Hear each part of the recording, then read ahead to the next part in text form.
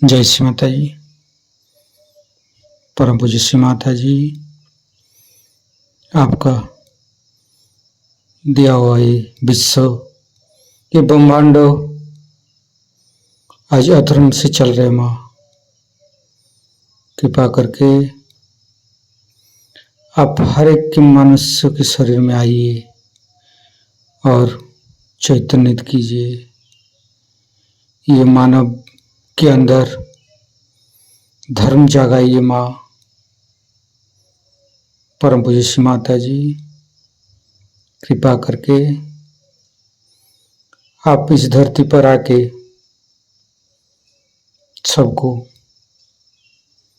निर्विचारिता स्थिति, ध्यान की स्थिति प्रदान कीजिए। हे भगवान, हे आदिशक्ति माँ, कृपा करके आप सारे देव देवियों के साथ ये ध्यान और मेडिटेशन के मंच पर पधारिए और सभी संतों को, सभी शुद्धात्मा को चैतन्यित कीजिए, निर्विचारिता स्थिति प्रदान कीजिए। परम पूज्य श्री माता जी, आपके श्री चरण कमल पर कोटि कोटि नमन।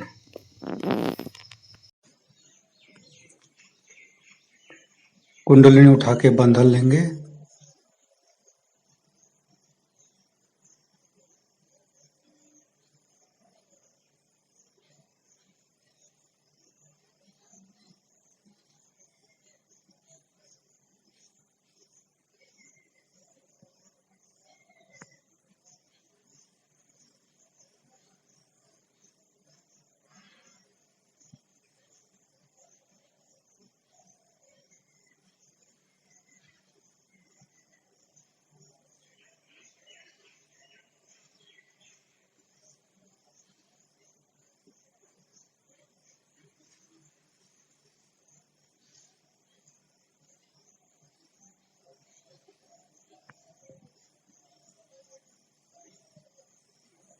तीनों महामंत्र। ओम तमेव साक्षात् श्री महालक्ष्मी महासरस्वती महाकाली त्रिगुणात्मिका कुंडलिनी साक्षात् श्री आदिशक्ति माता जी श्री निर्मला देवे नमो नमः। ओम तमेव साक्षात् श्री कल्की साक्षात् श्री आदिशक्ति माता जी श्री निर्मला देवे नमो नमः। ओम तमेव साक्षात् श्री कल्की साक्षात् श्री सहस्रार स्वामिनी मोक्ष प्रदायिनी माताजी श्री निर्मला देवे नमो नमः।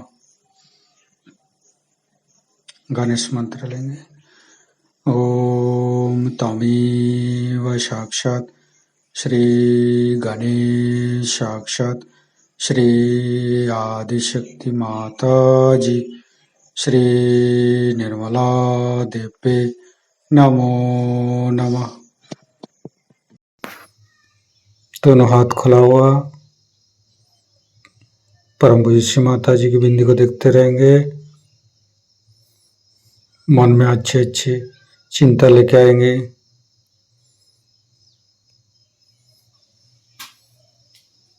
संपूर्ण चित्त हृदय पर रखेंगे। परम पूज्य श्री माता जी, हमारे हृदय को सच बनाइए। सच हृदय कमलासन में आपके श्री चरण को स्थापित कीजिए माँ। संपूर्ण चित्त हृदय पर रखेंगे। श्री माता जी की छवि को हृदय में स्थिर करेंगे। परम पूज्य श्री माता जी, हम अज्ञानी हैं। हमारे अज्ञानता के बस में यदि आपकी शान के खिलाफ कोई गलती हुआ हो, कृपा करके आप मुझे क्षमा कर दीजिए माँ। परम पूज्य श्री माता जी, कृपा करके हमें क्षमा करके ध्यान में उतारिए माँ।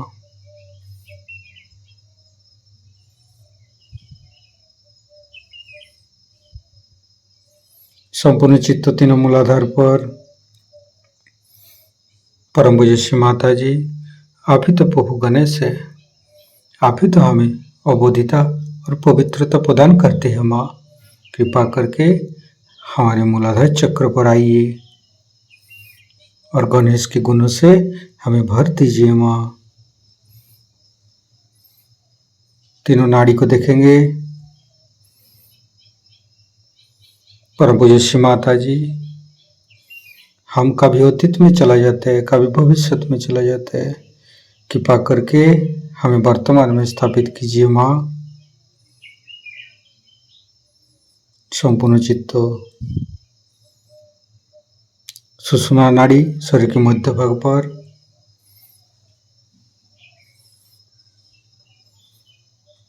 धीरे धीरे चित्त को सेंटर स्वाधिष्ठान। परम पूज्य श्री माता जी, हमारे चित्त को शांत कीजिए।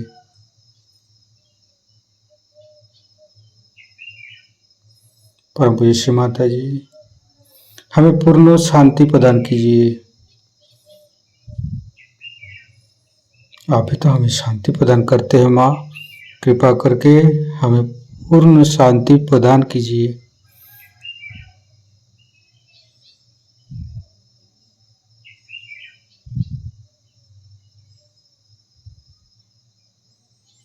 संपूर्ण चित्त लेप स्वाधिष्ठान। श्री माता जी, आप ही तो शुद्ध इच्छा है। कृपा करके हमारे अंदर समस्त शुद्ध इच्छा को दूर करके शुद्ध इच्छा में बदल दीजिए माँ।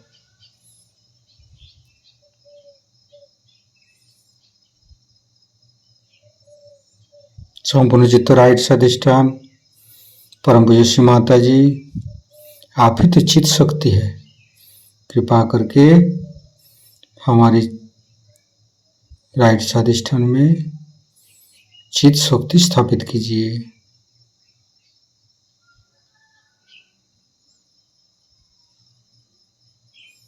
श्री माता जी, हमारे चित्त को शांत कीजिए। चित्त शक्ति मंत्र। ओम तमेव साक्षात श्री चित्त शक्ति साक्षात श्री आदि शक्ति माता जी श्री निर्मला देवी नमो नमः। परम पूज्य श्री माता जी, हमारे राइट स्वाधिष्ठान पर आप आइए। हर चंद्रमा जैसे शांत कीजिए, हिमालय जैसे शीतल बनाइए माँ। चंद्रमा का मंत्र लेंगे। ओम तमेव साक्षात श्री चंद्रमा साक्षात श्री आदि शक्ति माता जी श्री निर्मला देवी नमो नमः। हिमालय का मंत्र लेंगे। ओम तमेव साक्षात श्री हिमालय साक्षात श्री आदि शक्ति माता जी श्री निर्मला देवी नमो नमः।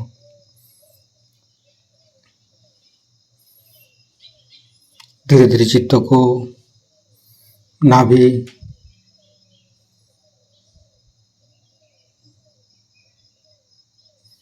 मध्य नाभि पर। परम पूज्य श्री माता जी, आपकी परम कृपा में हम शांत हैं, संतुष्ट हैं, उदार भी है।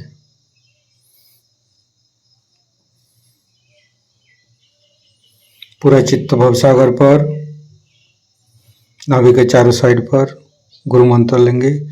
गुरुर्ब्रह्मा गुरुर्विष्णु गुरुर्देव महेश्वर गुरु साक्षात परम ब्रह्म श्री माता जी निर्मला माँ तस्मै श्री गुरवे नमः। गुरुर्ब्रह्मा गुरुर्विष्णु गुरुर्देव महेश्वर गुरु साक्षात परम ब्रह्म श्री माता जी निर्मला माँ तस्मै श्री गुरवे नमः। गुरुर्ब्रह्मा गुरुर्विष्णु गुरुर्देव महेश्वर गुरु साक्षात परम ब्रह्म श्री माता जी निर्मलम तस्मै श्री गुरवे नमः। धीरे धीरे चित्त को तीनों हृदय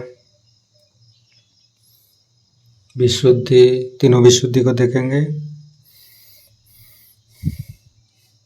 फ्रंट आज्ञा परम पूज्य श्री माता जी जिन्होंने हमें तकलीफ दी है, हम उन सबको क्षमा करते हैं। माँ परम पूज्य श्री माता जी, आप ही तो हमें क्षमाशील बनाया।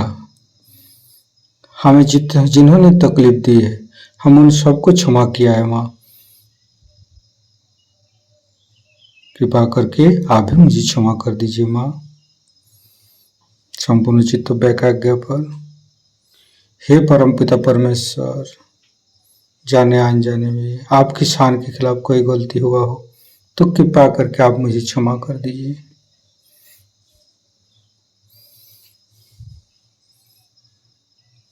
धीरे धीरे सहस्त्रार परम पूज्य श्री माता जी हमारे अंदर अहंकार, प्रति अहंकार को दूर करके हमारी सहस्त्रार को खोल दीजिए।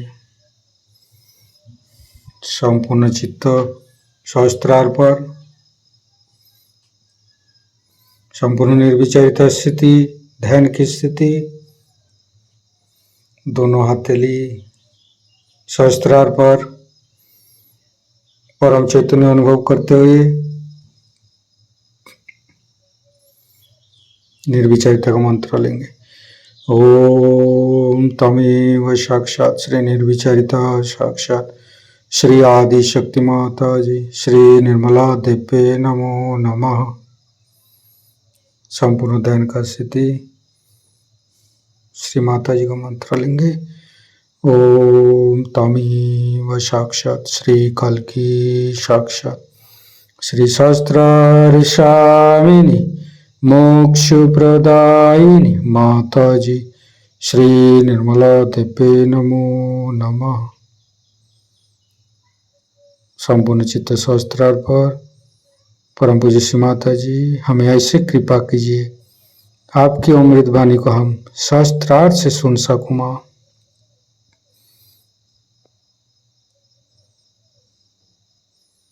संपूर्ण चित्त सहस्त्रार पर परम पूज्य श्री माता जी का अमृत वाणी हम सहस्त्रार से ग्रहण करेंगे। सिवाय पवित्रता के सिवाय और उनके अंग में कुछ नहीं था। साक्षात ओंकार से उनका एक वेश्या से क्या संबंध। लेकिन ये जब एक वेश्या को लोगों ने पत्थर से मारना शुरू कर दिया तो सामने आके खड़े हो गए, कहले अच्छा तुममें से जिसने पाप नहीं किया मुझे पत्थर मारो। किसी की हिम्मत नहीं हुई। ये जो अधिकार वाणी से जो आपको परमात्मा के गीत सुनाते हैं उनको मानिए। ये आपकी भक्ति जो कृष्ण ने कही है कि भक्ति मार्ग से भी और कर्म मार्ग से भी मनुष्य परमात्मा के पास आ सकता है, वो इस वजह से कि दोनों से जब वो ये समझ ले कि इससे परे कोई चीज है तभी वो ज्ञान को प्राप्त हो सकता है। ज्ञान को प्राप्त होने का मतलब ये नहीं कि कोई पंडित हो जाए। आपको आज ही एक केस बताऊं कि एक देवी जी मेरे पास आई तो उन्होंने कहा कि माँ देखो मेरी माता जी ने एक महाशय जी को, वो गुरुद्वारे जाते थे, उसको देखा और उसकी परीक्षा ली तो वो ग्रंथ साहब वगैरह खूब अच्छे से जानते हैं, गुरुद्वारे में जाते रहते हैं, ये वो करते हैं। उसका कि ठीक है, उसने कहा मैं तुम्हारी लड़की शादी करता हूँ, मेरी शादी करा दी। उसकी पहली एक बीवी है, बच्चे हैं, रोज लड़कियां लेके आता है, किसी की मोटर बना के लाता है, सबको बेवकूफ बनाता है। मेरे माँ से भी पैसा ले लिया और सारा उसको रट गया है, अखंड पाठ वगैरह करता होगा। तो वो बड़ा अच्छा आदमी उनको लगा। ये ज्ञान नहीं होता है, ये ज्ञान नहीं। ज्ञान आपके नसों में महसूस होना चाहिए। इससे आपको जानना चाहिए कि ये शक्ति जो सारे ऋतु बदलती है, जो सारे जीवंत कार्य करते हैं, वो शक्ति हमारे चारों ओर है। जब भक्ति और कर्म का मेल होता है, ऐसा कहा गया है, तभी ज्ञान प्राप्त होता है। कि जब आप भक्ति को कर्म में इस्तेमाल करते हैं पर अपने ऐसे नहीं, जो भक्ति वाले भक्ति वाले, कर्म वाले वो कर्म वाले। आज आपने भक्ति करी, श्री राम की भक्ति करी, ठीक है, लेकिन आपको ये भी देखना चाहिए कि जब हम श्री राम की भक्ति कर रहे हैं उसके साथ हमारे कर्म कैसे हैं? क्या हम श्री राम जैसे हैं? मर्यादा पुरुषोत्तम जैसे हम हैं क्या? हम वाचा से, मन से, बुद्धि से, कर्म से हम क्या श्री रामचंद्र जी जैसे हैं? अगर नहीं है हम, तो हमारा मेल नहीं बैठा। अब सहयोग में दो नाड़ियां जो बताई गई, ईड़ा और पिंगला, इनका मेल जब सर में होता है तो इनसे भक्ति से, या जिसे कहते हैं सुसंस्कारों से या कुसंस्कारों से जो कार्य हम करते हैं उससे हमारे अंदर जो संस्था तैयार होती, उसे आप मन कहेंगे। और कार्य में जो हम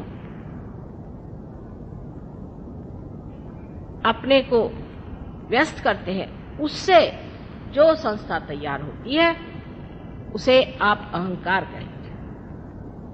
अहंकार और प्रत्यहंकार दोनों ही हमारे सर में जाकर जब मिल जाते हैं, तब इस तालु भाग में आप देखिए कि तालु भाग में कैल्सिफिकेशन हो जाता है। वहां हड्डी जो है 12 साल के उम्र के बाद एकदम मजबूत हो जाती है।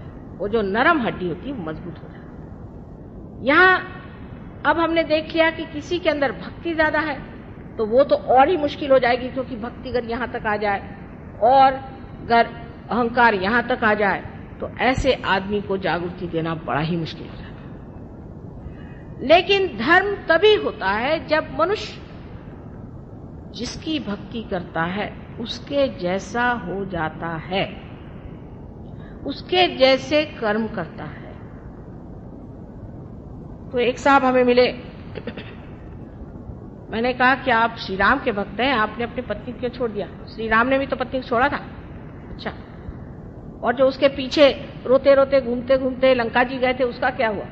वहां तक हम नहीं जा सकते।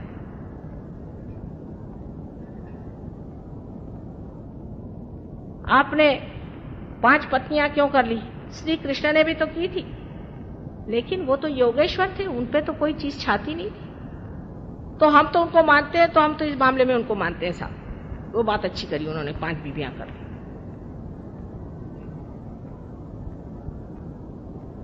इस प्रकार जो निर्बुद्ध लोग होते हैं, जिनको कि मूढ़ कहा जाता है, मूढ़ लोग, वो भक्ति नहीं कर सकते और न ही वो धर्माचरण कर सकते। यही धर्म का आचरण है कि जिसको आपने भक्ति से माना है उसके जैसा अपना आचरण करें।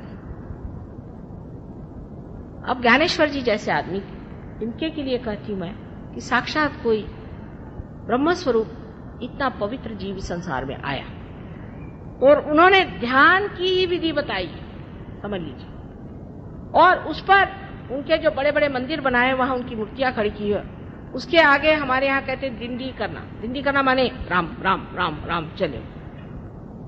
सब लोग आते हैं अपनी वो टोपी ओपी उतार के, गंजी पहन के, सबका चला है राम राम राम राम, हाथ में ले जिंगे। और मैंने कहा भाई हमको एक दिन के लिए हॉल दे दो, हम यहाँ ध्यान करना चाहते हैं। ध्यान व्यान यहाँ नहीं करने का, यहाँ सिर्फ आप दिंडी कर सकते हैं। मैंने कहा साहब वो जो बैठे हैं सामने ज्ञानेश्वर जी, उन्होंने कौन सी दिंडी की थी? कल वो ज्ञानेश्वर जी थे, पर उन्होंने कहाँ लिखा है कि आप दिंडी करिए? उसे क्या मतलब है? हम लोग तो दिंडी ही करते। मैंने कहा अच्छा नमस्कार, अगर ये आज जीवित होते तो हम आपसे बताते कि आप क्या हैं। निरे मूर्ख हैं और महामूर्ख हैं। कभी कभी इस तरह की गलत भक्ति से हम लोग अपना नर्क का रास्ता बना रहे हैं। इसलिए सजग हो जाना चाहिए और सतर्क होकर के हमें समझना चाहिए कि हमारे भक्ति में कहां दोष आ रहा है। अब सबसे बड़ा दोष भक्ति में इस तरह से आता है कि जब श्री राम आए तो उनसे कहने लगे हम तो भाई परशुराम को मानते हैं, परशुराम ही अच्छे, क्योंकि मर गए ना, श्री कृष्ण आए, हम श्री कृष्ण तुमको नहीं मानते, हम श्री राम को। जीसस आए, हम तुमको नहीं मानते, हम मोसेस को मानते हैं, क्योंकि जो मर गए वो अच्छे अपने जेब में रहते हैं। एक प्लास्टिक का फोटो लगा लिया, काम खत्म। लेकिन वो प्लास्टिक का फोटो आपको कहां ले जाने वाला है, ये किस चीज का तमगा लगाया है आपने, ये समझ लीजिए। और फिर कहते हैं कि हमने मां इतनी भक्ति करी और हमारा ऐसा हाल क्यों? तुम तो कहती हो कि हृदय में शिव का स्थान है, हम शिव भक्त हैं, और हमें हार्ट अटैक क्यों आ गया? उसकी वजह ये कि शिवो हम ऐसी वल्गना आपने क्यों करी? क्या आप शिव हो गए? क्या आपने आत्म साक्षात्कार पाया? मैं आत्मा हूं ऐसे चिल्लाने से वो शिव भी आपसे नाराज हो गए। राम राम राम राम कहने से रामचंद्र जी कहते बाप रे बाप, से बचा रहो।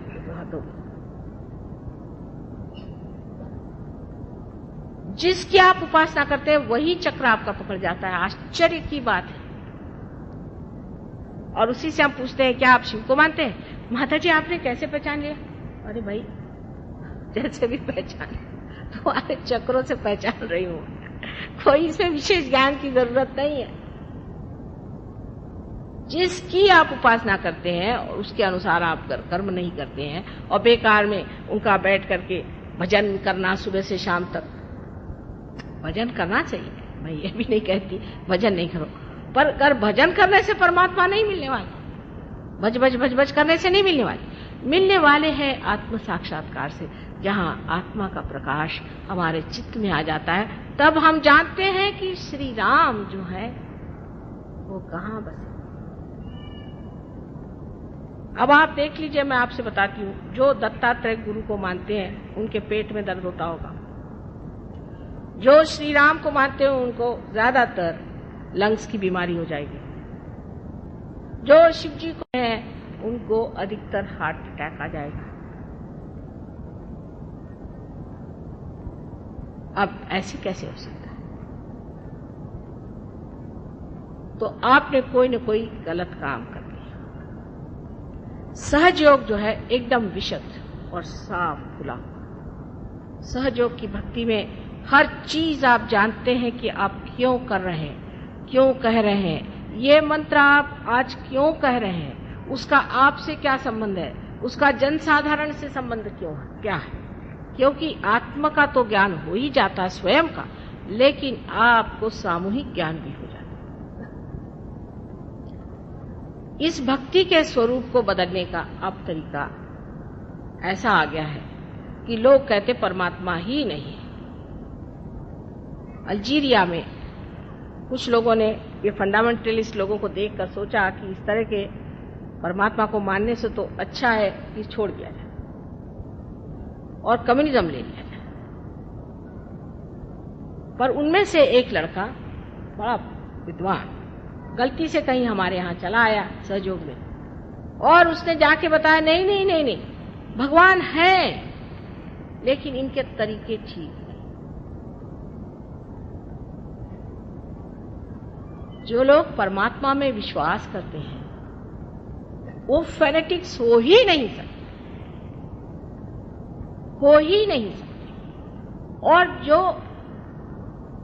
आत्म साक्षात्कारी हैं वो कभी भी आपको अलग अलग होने की शिक्षा दे ही नहीं सकते। जैसे अभी हम औरंगाबाद गए थे, वहां बड़ा भारी झगड़ा खड़ा हुआ। हालांकि उसमें गलती थी इन लोगों की, लेकिन जो झगड़ा शुरू किया वो ऐसे कि बाजा बजाते हुए वो मस्जिद के सामने से जा रहे थे। मैंने कहा मस्जिद में ध्यान होता है, कुछ भी हो तुम उसका मान रख लो, जहां परमात्मा की बात होती है। क्या आपको पता है कि जब मोहम्मद साहब ने अल्लाह हो अकबर कहा था तो अकबर माने विराट माने श्री कृष्ण की बात की थी? क्या आपको पता है कि जब जीसस ने अपने बाप की बात की थी तो ये 2 उंगलियां जो कि विष्णु और कृष्ण की है उनकी बात की थी? क्या आपको पता है कि मोहम्मद साहब साक्षात दत्तात्रेय का अवतरण है, जो महामेधा करके संसार में आए थे? लेकिन अगर किसी मुसलमान को कहो तो छुरी लेके लग जाएगा, और किसी सिख को कहो तो बंदूक लेके लग जाएगा। कि नानक साहब और मोहम्मद साहब एक ही चीज थी, ये तो बात कितने ही सिख लोग जानते हैं, पर क्या उसे मानने को तैयार हैं? वो दो कैसे हो सकते हैं? इतना ही नहीं, लेकिन मोसेस, जूस में और मुसलमानों में इतना झगड़ा पड़ा हुआ आप जानते हैं। ये भी वही चीज थे दत्तात्रेय। आज जिन्होंने हमारे गले में हाथ डाला है, ये जू जाति के डॉक्टर साहब, और ईसा मसीह को वैसा ही मानते हैं जैसे मोसेस को या इब्राहिम को मानते हैं, या जैसे डेविड को मानते हैं, कहीं उनसे भी ज्यादा, क्योंकि आज्ञा पे उनका स्थान। क्योंकि आपने इन लोगों का घर देखा नहीं, इनके रिश्तेदारी आपने जानी नहीं, इसलिए आप फैनेटिक बन के ये इससे लड़ रहा उससे लड़ रहा। अरे ये तो सब पक्के रिश्तेदार हैं। इनकी रिश्तेदारी ऐसी है जैसी चांद और चांदनी की रिश्तेदारी होती है, या सूरज की रोशनी और सूरज की। जैसे शब्द और अर्थ की रिश्तेदारी होती है, ऐसी नजदीक इनकी रिश्तेदारी है। खबरदार जो इनको अलग करके आपने बात की है, उसके फल आपको भोगने पड़े।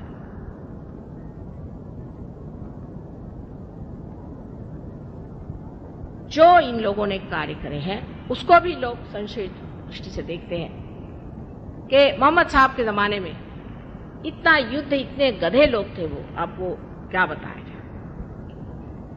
मोहम्मद साहब को तक उन्होंने जहर पिलाया था। उस वक्त उन्होंने ये सोचा कि औरतें इतनी ज्यादा हैं और आदमी इतने कम, तो विवाह संस्था को विशेष रूप देने के लिए विवाहित ही औरत होनी चाहिए और उससे शादी कर लेना चाहिए। अगर आज पुरुषों की संख्या अगर बहुत बढ़ जाए, तो अपने यहां दक्षिण में हुआ है ऐसे कि एक स्त्री का विवाह 4 आदमियों से कर देते थे कि विवाह की संस्था बनी रहे, क्योंकि विवाह एक सामूहिक सैंक्शन है। वो जमाना बीत गया, अब उसके कर रहे हैं। जो शरीयत की बात कर रहे हैं, आपको शायद पता नहीं होगा कि ये मोसेस ने बनाया था उस वक्त जबकि जूस ने अधम से अधम, जिसको डिकेडेंस कहते हैं, वो करना शुरू कर दिया। तब उन्होंने बनाया था। अगर बाइबल में आप इर्मिया नाम का चैप्टर पढ़े तो उसमें साफ लिखी है शरीयत क्या चीज है। जो मोसेस ने बनाई थी जूस के लिए, उसको चला कौन रहे? तो मुसलमान, क्योंकि 5 इंजिल की किताबें जो है वो इन्होंने लगा दी। वही 5 इंजिल ईसाई इस्तेमाल करते हैं, वही 5 इंजिल जूस इस्तेमाल करते हैं, वही 5 इंजिल मुसलमान भी इस्तेमाल करते हैं।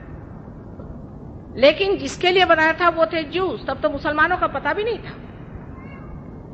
और अब उस शरीयत को कौन मान रहे हैं? तो मुसलमान। ऐसे ही हमारे हिंदुओं के तरीके बड़े अजीबोगरीब हैं। एक तो मैंने कहा कि अब हिंदू शब्द ही निकाल सकते हैं तो निकाल दीजिए, क्योंकि तो अलेक्जेंडर ने अपने को हिंदू कहा। हम लोग तो भारतीय हैं। अलेक्जेंडर जब सिंधु नदी पे आया तो इन लोगों को कुछ कुछ शब्द बोलने नहीं आते। हिंदू को उसने सिंधु कह दिया, सिंधु को उसने हिंदू कह दिया, और सब लोग हिंदू के इधर रहने वाले लोग सब हिंदू हो गए।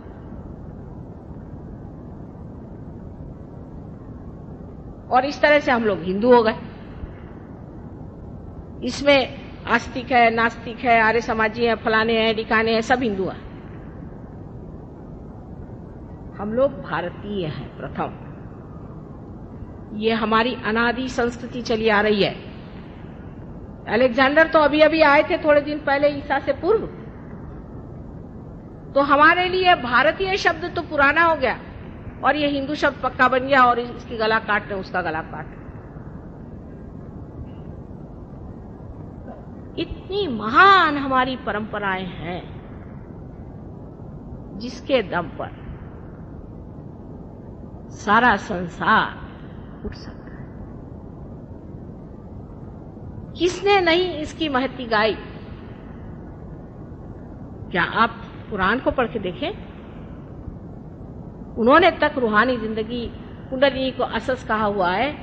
अब नानक साहब तो साक्षात उसी पर खड़े हुए हैं, बुद्ध उसी संस्कृति पर खड़े हुए हैं, उनमें कोई झगड़े नहीं। हम लोग इतनी बेवकूफी कर रहे हैं। वो तो सब एक बैठे हुए हैं वहां, और यहाँ इंसान ने उनके नाम पर, आप वैसे मारिए काटिए, वो तो आदत है हम लोगों की, पर कम से कम परमात्मा के नाम पे मत करिए। ये गलत फहमी हमारे अंदर है। अब तो भी जान लीजिए, एक ही जिंदगी ये है बहुत जरूरी, और ये समय जरूरी है। इस वक्त जान लीजिए, इस वक्त अगर पार नहीं हुए गए फिर। नानक साहब ने क्या कहा था? कहे नानक बिन आपा चीने, मिटे न भ्रम की काई।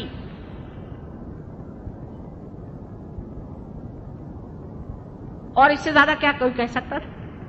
जो मैं कह रही हूं वही तो वो कह गए।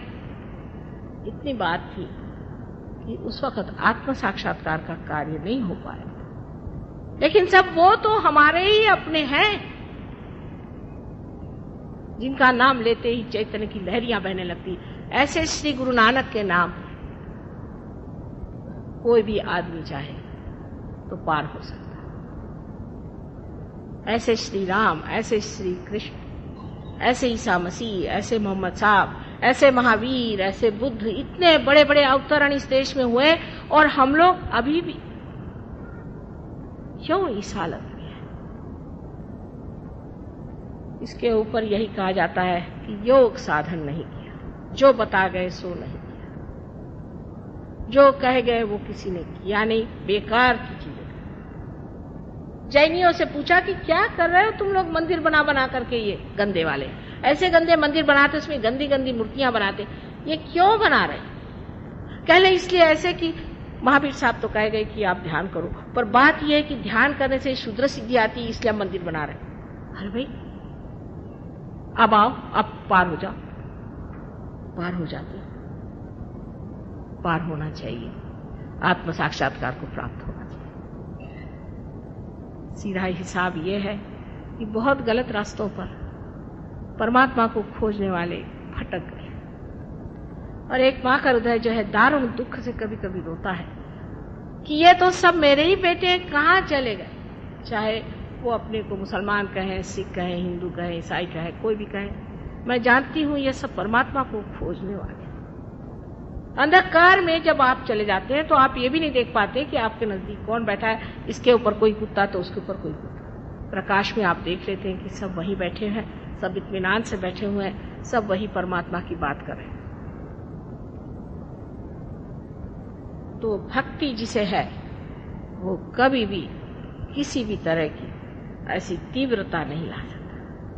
भक्ति तो प्रेम का रस है, और जिस आदमी में सतत प्रेम बहता है वो प्रेम से ही सबको बांधते जाता है, प्रेम के ही अवगुंठन में वो लपटते जाता है।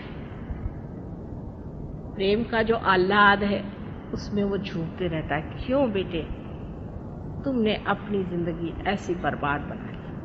क्यों अपने ही घरौंदों में बैठ करके अपने ही जेल बना रहे हो? उसमें कुम्हलाए जाओगे, उसमें खत्म हो जाओगे। मैं तुमसे खास खास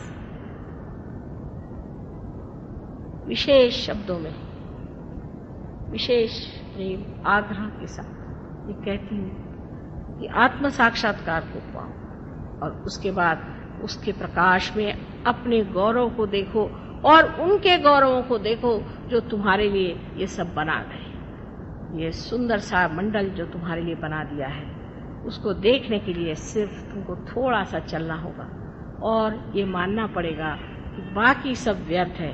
सूरदास जी ने जैसे कहा था कि सब सुरसागर लिखने के बाद कहते हैं कि सूरदास की सभी अविद्या दूर करो नंदलाल।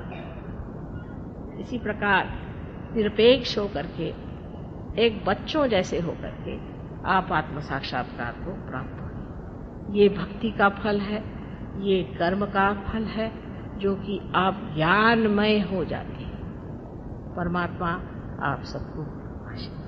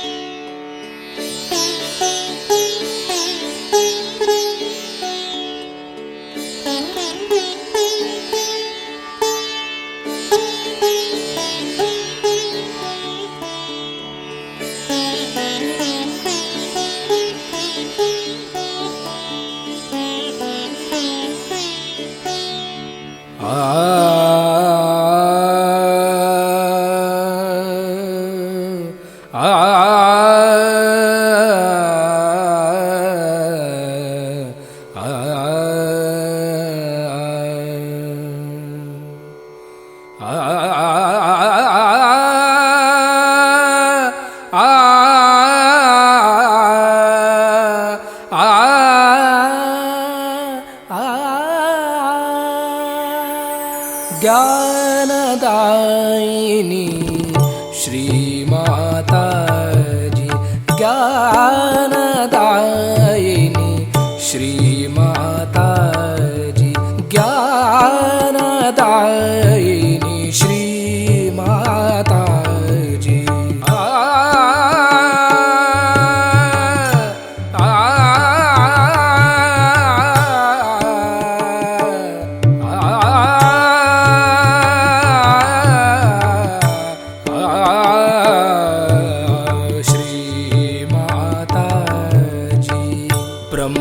स्वरूपिणी मात सरस्वती, ब्रह्मस्वरूपिणी मात सरस्वती, ब्रह्मस्वरूपिणी मात सरस्वती, ज्ञानदायिनी श्री माता जी। पम गम पद पम गम पम गरे सा निरे ग गरे गम म गम पम गरे सा निरे गरे गम पम गम पद पम गम पम गरे गरे सा।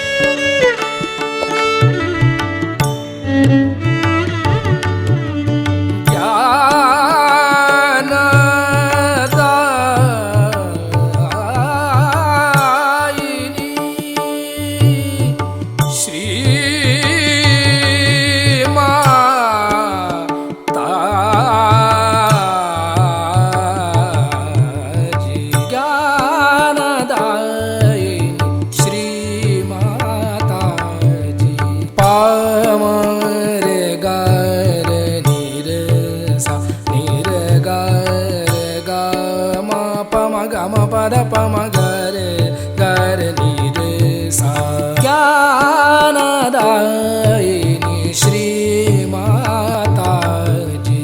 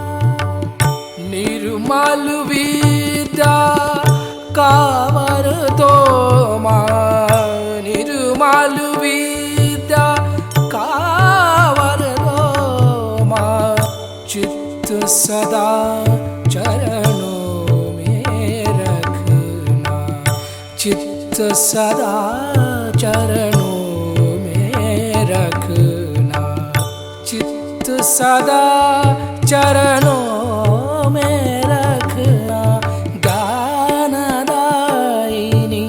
श्री माता जी, ज्ञानदायिनी श्री माता जी, ज्ञानदायिनी ज्ञानदायिनी ज्ञानदायिनी श्री माता जी। ओ त्वमेव साक्षात् श्री ब्रह्म महादेव सरस्वती साक्षात् श्री आदिशक्ति माता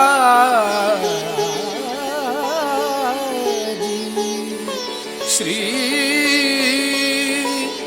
निर्मला देवे नमो नमः।